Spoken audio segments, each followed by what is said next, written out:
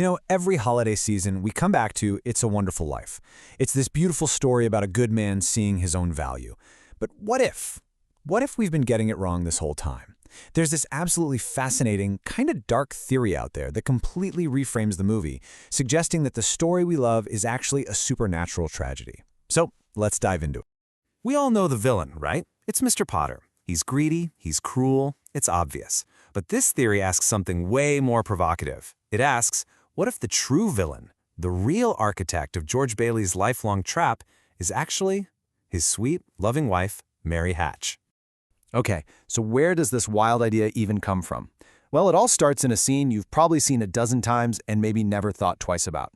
George and Mary, young and in love, throwing rocks at that old, creepy Granville house. So the movie sets up this really simple rule for a bit of folk magic. It's a pretty basic ritual, right?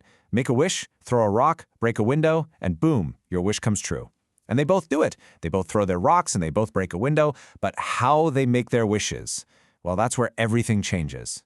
And this right here is the absolute core of the theory. Look at the difference. George, he's so full of passion, he just blurts his wish out for the world to hear, to get out of Bedford Falls, see the world, build big things. A classic rookie mistake, according to folk magic. But Mary? Oh, she's smart. She's tactical. She keeps her wish to marry George Bailey and live with him in that very house. She keeps it secret.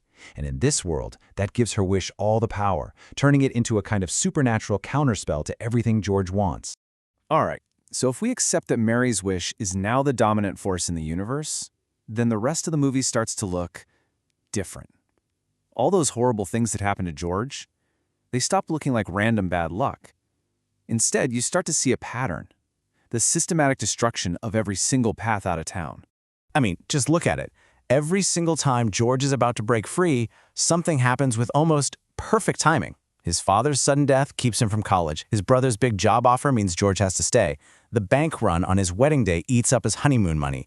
Each event, according to this theory, isn't just a coincidence, it's a direct result of Mary's wish, a precise, calculated move to keep him right there in Bedford Falls.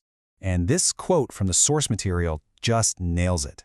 The wish is so clever because it doesn't just throw up roadblocks. No, it weaponizes George's best quality, his decency, against him.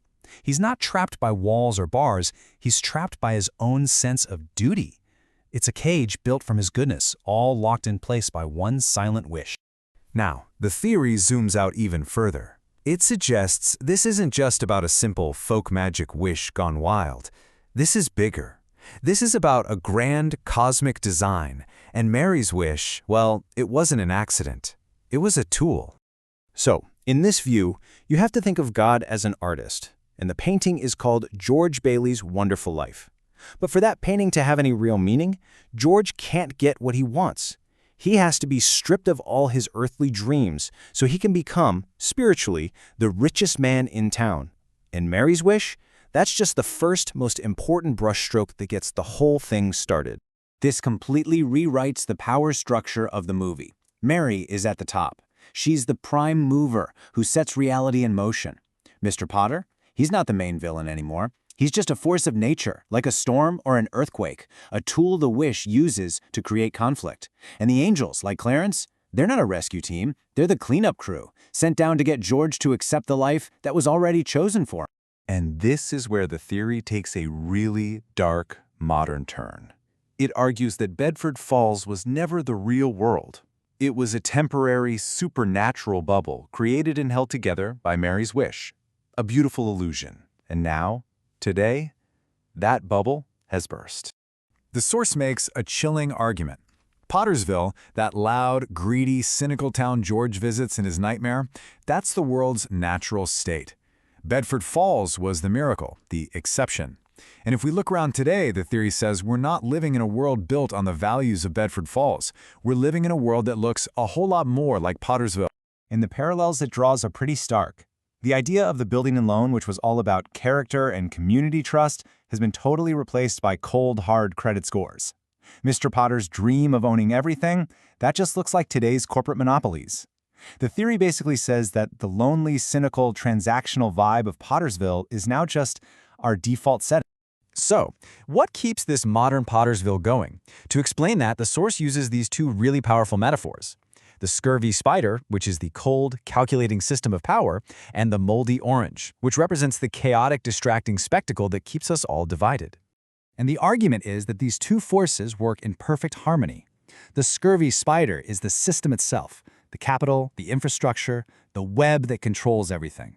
But the moldy orange is the loud, angry, neon sign chaos that keeps us all distracted and fighting each other.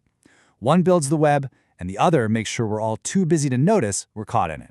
So, if we take this theory seriously, if we're really living in a version of Pottersville, is there any hope? What does fighting back even look like? Now, to make its point, the source maps these film archetypes onto several public figures. It's important to note, this is the source's interpretation. For example, it suggests a figure like Bernie Sanders plays the role of an elder George, trying to protect the old building and loan idea. It then points to newer politicians like AOC and Jasmine Crockett as fighters tangling with the spider's web right now. It even names Jon Stewart as a modern Clarence figure and the creators of South Park as reluctant witnesses who are just showing everyone how absurd the whole system is. Following that logic, the source also points to what it calls modern-day rituals of resistance. It reframes our own actions. Things like voting in elections become the new version of throwing the rock at the Granville House. Grassroots community organization is seen as the modern way of building Bailey Parks. These are all ways, the theory suggests, that people can actively cast a counterspell against the Pottersville reality. And this is maybe the most powerful and bleakest takeaway from the whole thing. The challenge, in this view, isn't to just sit around and wait for a hero. The challenge is to figure out what to do when you realize you're living in the timeline where George Bailey was never born, where the bubble popped a long time ago. And so, that brings us to the final, unavoidable question this theory leaves us with. If the default setting of the world is Pottersville, then creating a Bedford Falls isn't something that just happens. It's a conscious, deliberate, maybe even defiant act. In a world that the source claims is run by spiders and spectacle, it turns the question back to us. Who is going to step up? Who will be the George Baileys?